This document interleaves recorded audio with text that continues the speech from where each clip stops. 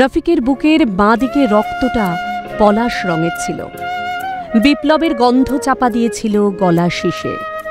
নিভে যাওয়া শীতের শুকনো হাওয়ায় বেজে উঠেছিল ২১-এর গান।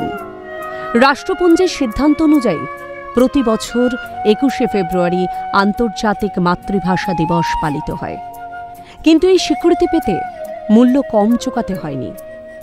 পূর্ববঙ্গের রাজধানী ঢাকা বাংলাকে তৎকালীন পূর্ব পাকিস্তানের রাষ্ট্রভাষা করার দাবি তোলা হয়। ১৯৪৭ সালের শেষের দিকে ভাষা বিক্ষোভ শুরু হয়। ১৯৫২ সালের ২১শে ফেব্রুয়ারি তার চরম প্রকাশ ঘটে। ওই দিন সকালে সূর্যটা একটু অন্য রকমের লাল ছিল। নাইটেঙ্গেল পাখিটা সাদা গোলাপের কাঁটায় বিঁধেছিল বুক। ওই দিন সকালে ঢাকা বিশ্ববিদ্যালয়ের ছাত্ররা ১৪৪ ধারা ভেঙে রাজপথে নামে। বিপ্লবের মুখোমুখি হয় বেয়ানেট। মৃতের তালিকায় নাম লেখায় রফিক, জব্বার, শফিকুর, সালাম, বরকত। প্রতিবাদ জানাতে পরের দিন ফের রাজপথে নামে মানুষ।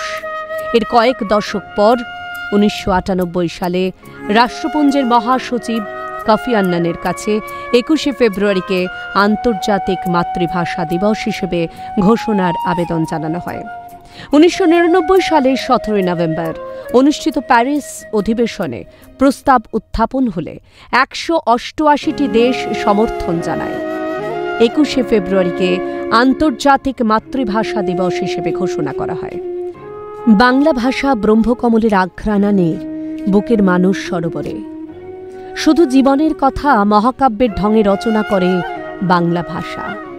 রক্তের বিনিময়ে পাওয়া অধিকার একান্ত আপনার, অনেকটা কর্ণের কবচ কুণ্ডলের মতো।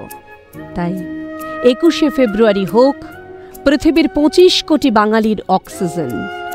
জীবন কথা বলুক প্রাণীর ভাষায়। ক্যালকাটা নিউজ।